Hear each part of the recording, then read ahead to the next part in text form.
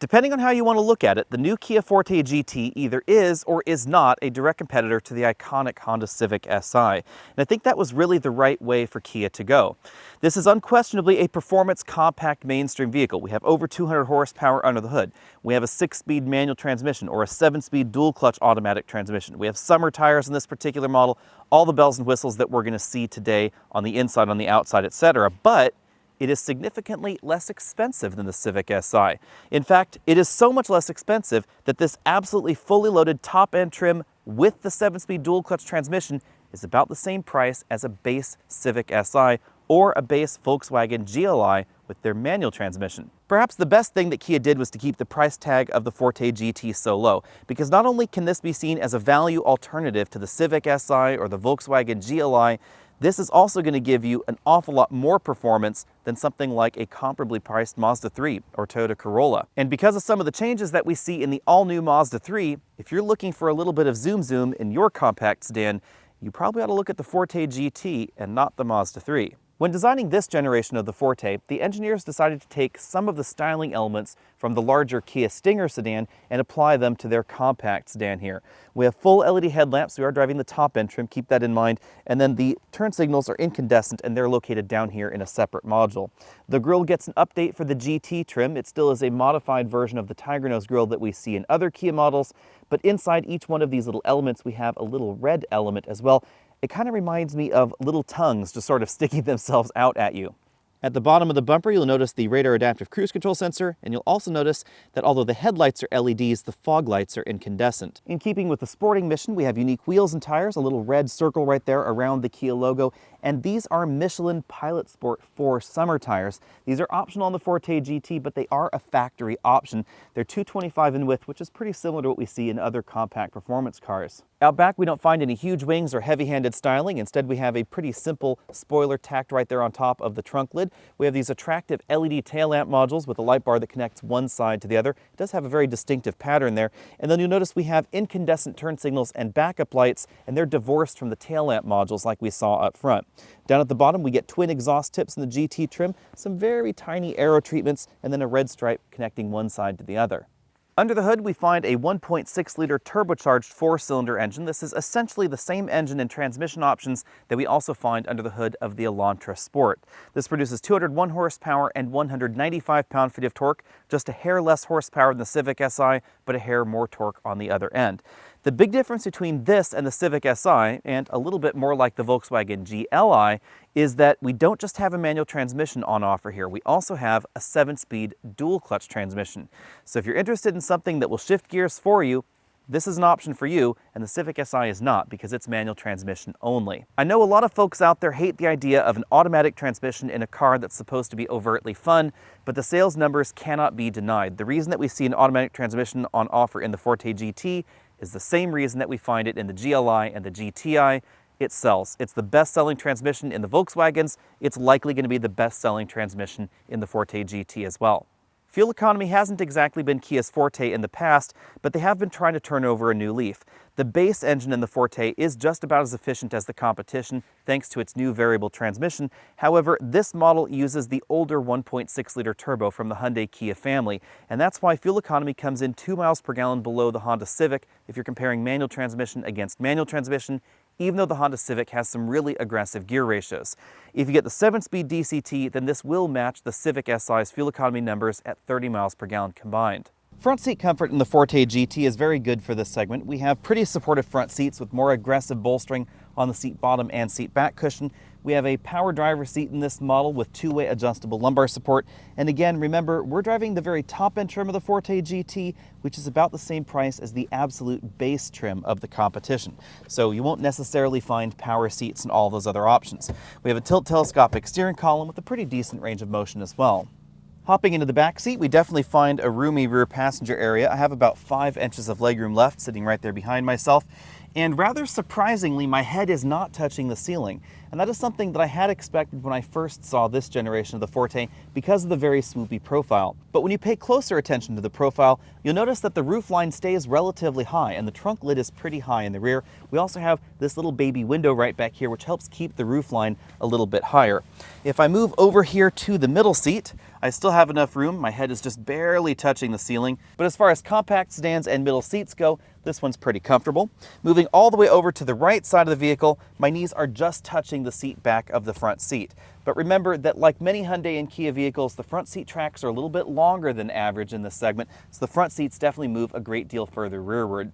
It's always important to look at combined legroom figures because some vehicles like this Forte will have the ability to move those seats further rearward. And when you take a look at the combined numbers, the Forte does very well in this segment. Even though Kia pushed this rear window pretty far rearward and as a result gave us a pretty small trunk lid right there, the cargo area is quite large. We get 15.3 cubic feet of storage space back here, which is a little bit above the Honda Civic, but you can see that in terms of overall practicality, this is definitely above the Honda Civic. You can put a 22-inch roller bag in this upright position and still close the trunk lid, and you could line up several of them across the rear and still be able to close the lid. That makes this an awful lot more cargo practical. This is something that we used to see in a lot of Nissan sedans. However, it's worth noting that the all-new Nissan Sentra now has a much shallower trunk, so you cannot put these bigger roller bags in that same position and still close the trunk lid. In case you're wondering, under the load floor we do find a spare tire. It's one of the temporary or donut types. A larger, full-size spare tire does not appear to fit. As we look around the interior, keep in mind that we are in the top-end trim, as I said before. We have a pretty standard-sized moonroof just over the driver and front passengers' heads. We find height-adjustable shoulder belts and two-way adjustable headrests for the driver and front passenger.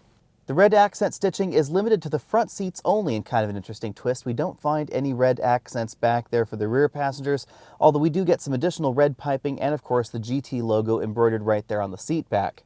The overall interior design of the Forte and a number of Hyundai and Kia's latest products definitely has a very German or European vibe to it.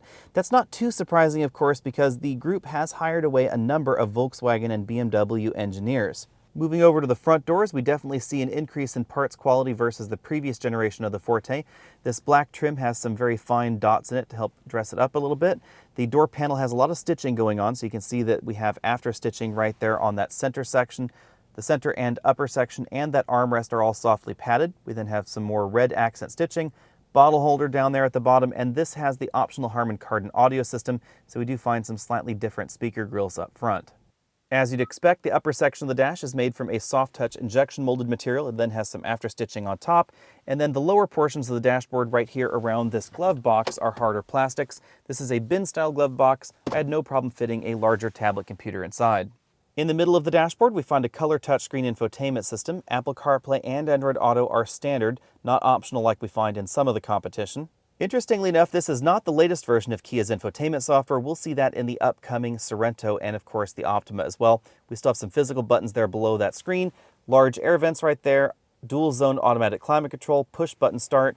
This model has a Qi wireless charging mat right there. We also have a pretty traditional console shifter, and then right behind it we find the USB input for the infotainment system, and then a 12-volt and a USB charge-only port. The console shifter has a pretty traditional design. Drive is all the way back. Sport mode is over to the left. We push away from the driver for gear up, pull towards the driver for gear down. On either side of that shifter, we find buttons for seat heating and seat ventilation. Seat ventilation is an option that we don't find, for instance, in the Civic Si at any price. Enthusiasts will be happy to know that we have a conventional handbrake, not an electronic one. We have two large cup holders right there, easily able to accommodate large takeout drinks. And then between the front seats, we have a softly padded center armrest that opens to reveal a moderately sized storage compartment with a USB charge port. The instrument cluster is clean and relatively simple. We have a large tachometer on the left, large speedometer on the right, and then in the middle, we have a color multifunction display. The color display is optional. This gives us the status of the vehicle's active safety systems, allows us to change certain vehicle settings like convenient settings right there. We also have transmission temperature displays, fuel economy displays, and of course our typical trip computer readouts. One way you can tell that the Forte is not running the latest version of Kia's infotainment software is that, for instance, the ambient light adjustment is all done right here in this multifunction display rather than in the infotainment system. The steering wheel is a flat bottom design with a split bottom spoke right there, pretty aggressive sport grips up top, and perforated leather sections on the left and on the right side. On the back of the wheel, we find shift paddles up on the right, down on the left. We find the controls for the radar adaptive cruise control over here on the right, along with the controls for that multifunction LCD, and then infotainment controls on the left side. In our 0 to 60 testing, this particular model matched the score we got in the 2020 Civic Si, but we need to dig deeper into those numbers to understand what's going on. The Civic Si is available only with a manual transmission, and we have been driving the 7-speed dual clutch here. At its heart, a DCT is also a manual transmission, but the computer is doing all the shifting for you. And that's why we can get those perfect launches, perfect shifts every single time. But in order to get the Civic Si to do 6.4 seconds, I had to do it back to back to back to back. Took a lot of trying to really get that 6.4 time, and I probably removed an awful lot of clutch life in that process. However, if you were to get this with the manual transmission, I suspect that this would be slower than the Civic Si, and a lot of that has to do with gearing. I think the main reason for that changeover at Honda was the Elantra Sport and of course this Forte GT, which used the same 7-speed dual clutch transmission and got faster 0 to 60 times than the average driver in a manual transmission Civic Si. And that average driver component is important to keep in mind. The average driver out there with a manual transmission vehicle is not going to be able to beat this reliably every time. Whereas with this, if we come to a complete stop and then we just lift our foot off the brake pedal, romp on the gas pedal, we get 6.4 seconds 0 to 60 every time, with some interesting pops and snarls coming out of the engine back there.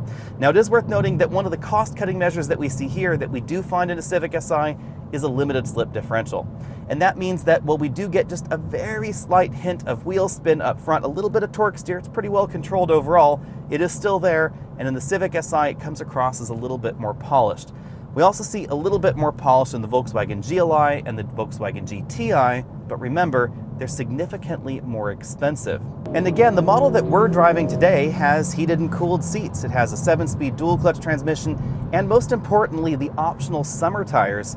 And this is the same price, essentially, as a base Civic Si, and less than the GLI. And those summer tires really have an impact on the overall handling ability. This is certainly going to handle, hands down, better than the stock Volkswagen or the stock Honda.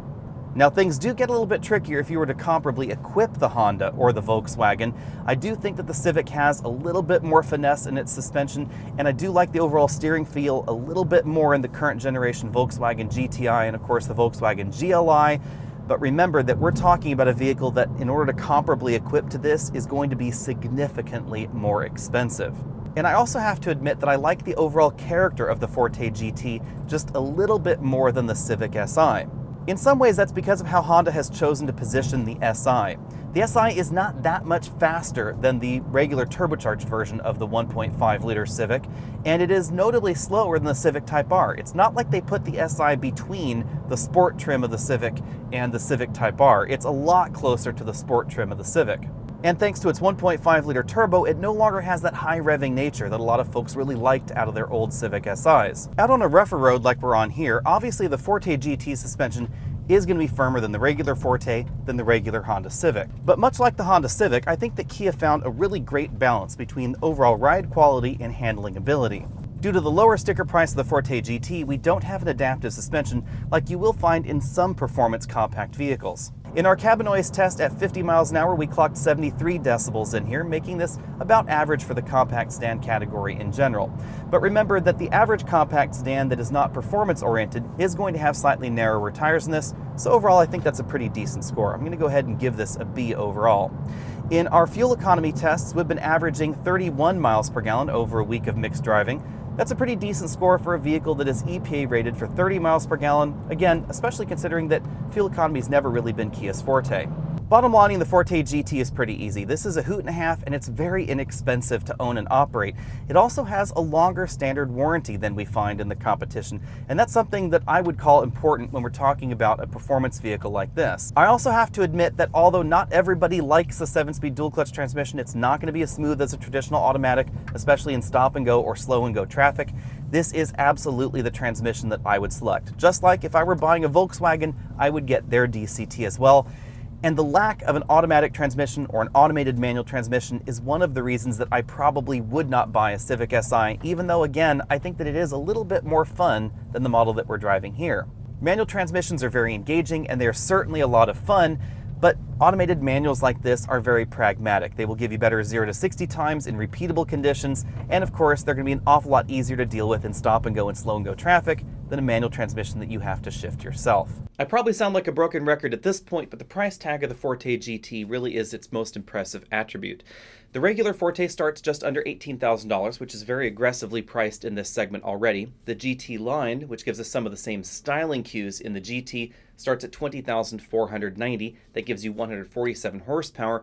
But if you want the full-on GT, it's only about a $2,000 bump over that model, $22,490, and it gives you that 7-speed dual-clutch transmission. Interestingly enough, the manual transmission is actually more expensive at $23,090, and it's worth noting that you cannot get all the same kind of features that we found on the model we were driving if you opt for the manual transmission. There's no adaptive cruise control, blind spot monitoring, power sunroof, parking sensors, ventilated front seats, you lose the power driver's seat, and you also lose the Harman Kardon up-level audio system. The reason for the feature differences is pretty simple. Manual transmissions just don't sell well, including in this segment. And that's why most of the options available out there have an automatic or automated manual transmission option, and there are some rumors that even Honda might be willing to crack under the pressure at some point. But back to the pricing, $24,885 before destination is as high as you can get the Forte GT to go. That would be with the GT2 package, the dual clutch transmission, the optional paint, and the summer tire package. Remember that we also get a 10-year, 100,000-mile powertrain warranty and a very long bumper-to-bumper warranty overall. Compared against a Honda Civic Si, you'll really see the Kia value proposition, because Honda's competitor starts about $300 more expensive in base form than the absolute top-end trim of the Forte GT. Now, to put everything properly in perspective here, I'm not saying the Forte GT is better than a Civic Si in every way, although I do like the fact that we have that automated manual transmission, and the interior I think is a little bit more comfortable and a little bit fresher. The big deal here is value. The Forte GT doesn't have a front limited slip differential, and in terms of refinement, it's a hair short of where we see the Civic Si. The manual transmission isn't quite as engaging. Kia has really done a great job at upping their manual transmission game. I've only had a limited amount of time to play with one, but it does have a good feel to it, just not quite where we see the Honda. But the big deal here is value, value, value, because the Forte GT gives you an awful lot more for your dollar. And to be perfectly honest, as long as you're willing to look at these two options in this segment with an open mind, I think you'll find that the Forte GT is going to be a better overall option. Remember that for less cash, you're going to be getting a vehicle with a longer warranty. You're also going to be getting summer tires, which really help improve the overall grip level. And you're going to get that automated manual transmission, which is going to make you faster than most of the people in a Civic Si next to you.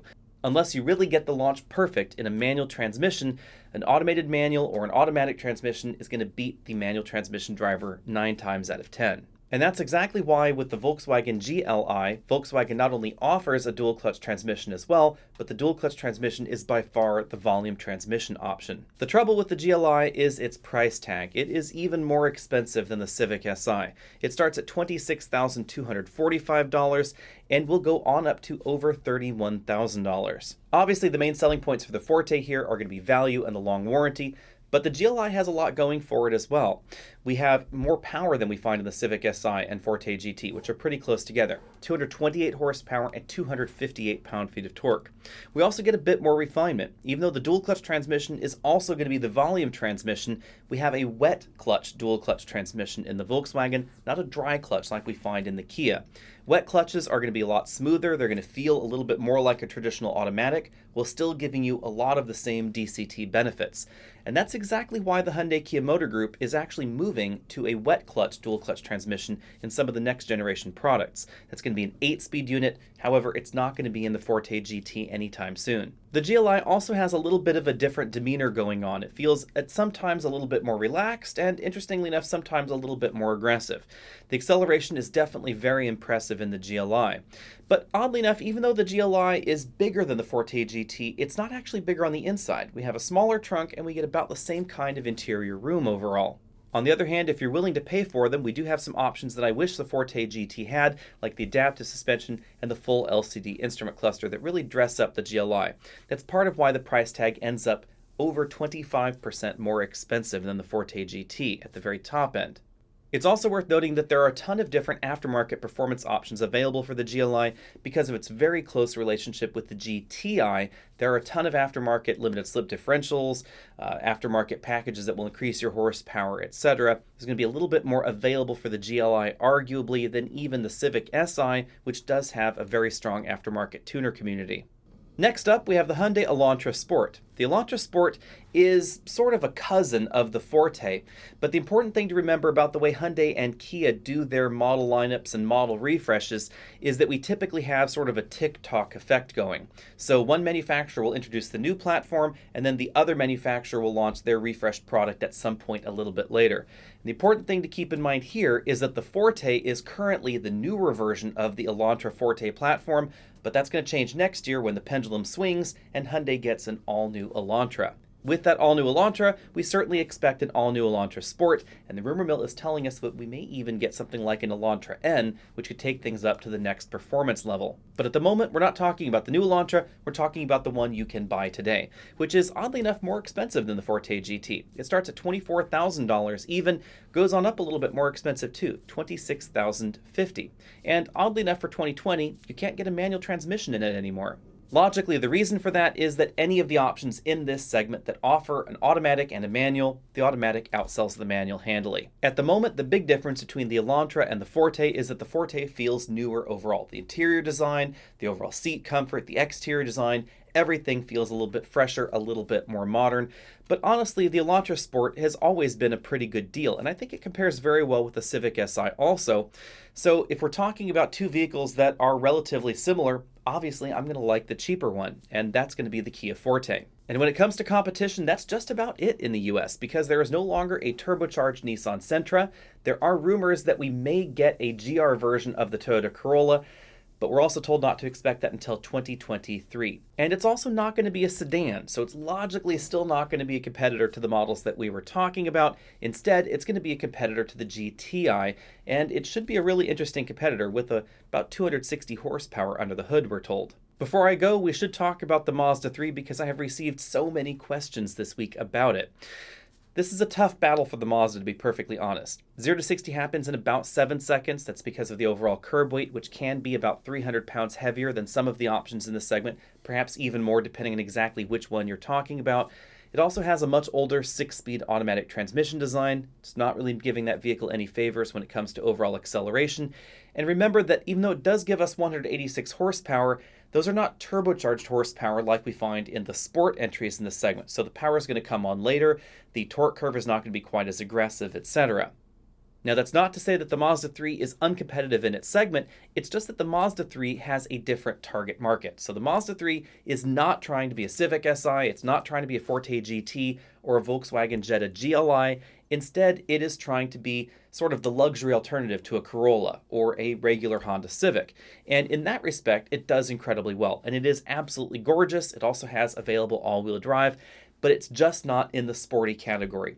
And one of the big differences, honestly, is overall suspension design. We no longer have an independent rear suspension in the Mazda 3, so when you're really pushing the vehicle harder out on your favorite winding mountain road, even a Mazda 3 that has been modified is not going to feel as solid, as stable, as planted as the Elantra Sport, the Forte GT. Obviously, the Civic Si, I do prefer its suspension design, I think, over everybody else. And of course, the Jetta GLI. In terms of overall suspension refinement in this segment, I would say currently it's Honda Civic Si, then Jetta GLI. I do love the adaptive suspension, but some people don't like it in the GLI. Then honestly, it's Forte GT, and Mazda 3 ends up falling quite a bit behind, really behind most versions of the Honda Civic. Be sure and let me know what you think about all that down there in the comment section. If you haven't already done so, hit that subscribe button. Check down there at the bottom of your screen for merch. You can also join this channel if you want to help support Alex and Autos. Find us over at facebook.com. Find us over at Instagram if you want to see the lighter side of things. And of course, check out the Mountain Garden. I'll see all of you later.